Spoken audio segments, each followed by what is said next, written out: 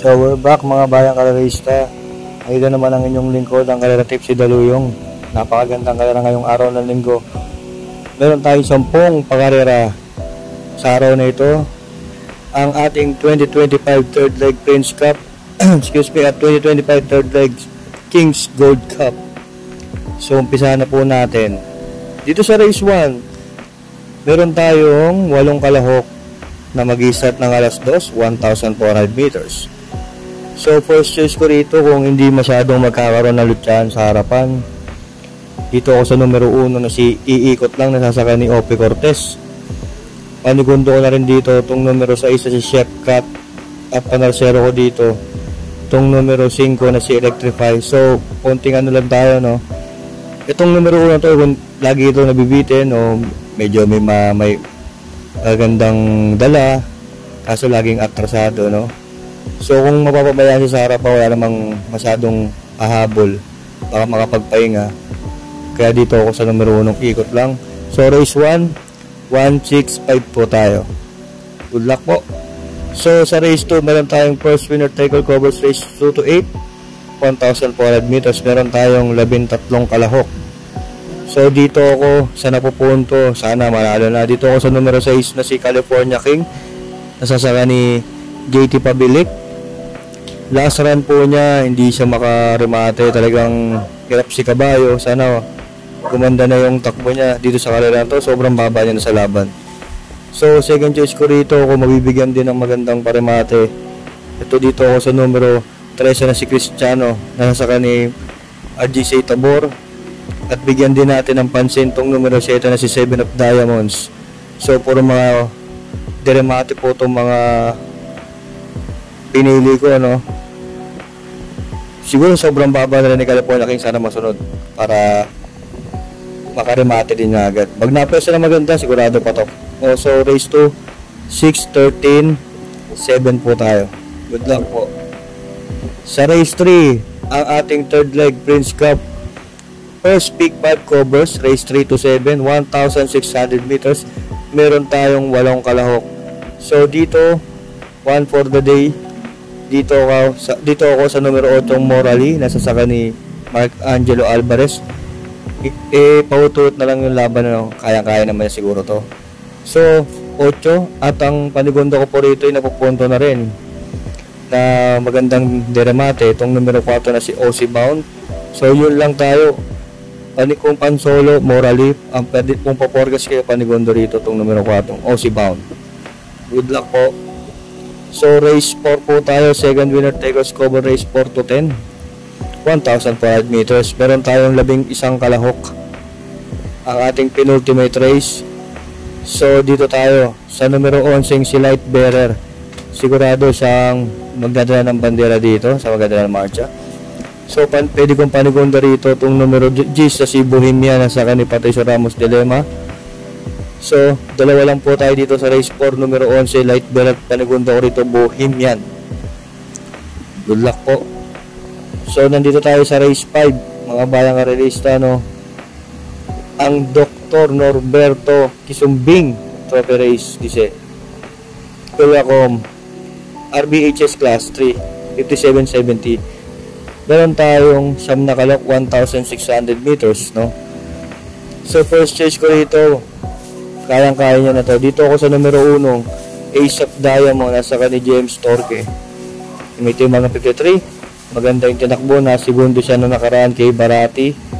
So second choice ko rin dito, kung makakabaldera kung makaremate ng maayos din, dito ako sa numero 2 sa Silong GBT. At panarsero ko na rin dito yung numero 7 si Birdstone, race 5, 1, 2, 7. So race 6 po tayo, mga bayang karisa, ang ating second pick 5 covers race 6 to 10, 1,600 meters. Ito na po ang 2025 third leg Kings Gold Cup. So dito ako, ang one of my favorite horse ko ngayon, itong numero 2 na si Barati, nasa ni Japil Tagorao Sarate, galing sa panalo. Tinalo niya po yung kalaban na si Sherbet Fountain at si Andy Operensi. So maganda yung tinakbo ni Andy Amo, pero dito pa rin ako sa numero 2 si Barati, sigurado maganda laban to. First choice Barati, second choice ko rito itong numero 7 na si Andy Operensi, at panarsero ko dito itong numero 4 na si Crusading. So sa race 6, Barati. Second choice, Andiamo Perenzi. Good luck po. Race 7 po tayo, pick 4 covers race 7 to 10, 1,600 meters. Meron tayong 7 kalahok. So dito ako sa numero 6 na si Windfall, nasasaka ni Eminem Gonzalez. Siya maganda ng marcha, ang pwedeng umabol sa kanya rito. So first choice ko rito sa race 7, dito ako sa napupunto nga sa isa si Windfall, galing siya sa panalo. Tinalo niya yung kabayong si OC Bound ng last run niya. So ang panigundo ko rito, itong numero 1 na si Caligan, nasasaka ni John Alvin Guse. Nasa hineting magaling magparemate. So hindi natin pa natatagalin, dito tayo sa numero 6 si Windfall. Kahit 1 milya ang distansya, kaya naman ito tumagal, wag lang magkakaroon ng konting presyo sa harapan. Kaya niya yung laban. So first choice Windfall, second choice Caligan. Good luck po. O dito tayo sa race 8, 1,400 meters, pero tayo 11 kalahok. Medyo may konting kahirapan tong karera na to, no? Anybody's race. So first choice ko rito, mababa sa laban, yung numero 5 na si 5A na si Paddington. At ang kopala din si Elena Bell. First choice 5 Paddington. Medyo puro atrasado ng tinakbo nito, pero tingin ko mananalo na rito. Second choice ko na rin dito yung numero 4 na si Open Bidding at saka ni Patricio Ramos Dilema. Sama na rin po natin tong numero 1 na si Frosty Raven na magandang tinatakbo, at si Hans City. Race 8, 5-4-1. Good luck po. Okay, last daily double tayo. Race 9, 1,400 meters. Meron tayong siyam na kalahok. So, dito ako sa numero 7, Malibu Princess. Napakababa sa laban. Last run niya, kalaban niya sila Super Majority. Medyo may konting kabigatan lang yung pwestuhan niya, kaya hindi siya masyado nakaremate. So, sa akin, lamang sa dito, itong numero 7, Malibu Princess. Panolo ko na to.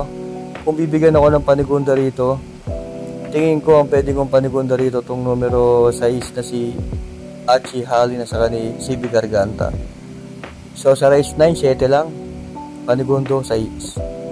Okay, last race na po tayo. 1,400 meters. Meron tayong 12 kalahok. So isa na naman pong napakahirap na karera. Sana magkatama tayo, no? First choice ko rito, kung hindi naman may pressure, dito ako sa numero 1 si Gintong Hari. Kahit may kabigatan, sigurado para sa akin lamang to. Dito ako sa numero 1 Gintong Hari. Second choice ko na rin dito, tingin ko pandiado, kung madidiado, dito ako sa numero 6 para sama sa ni Claro Espare. At pwede ko na rin siyang palansero dito itong numero 9 na si High Dollar. Okay, natapos po natin ang karera tips ni Karera Tips ni Daloyong na 10 karera.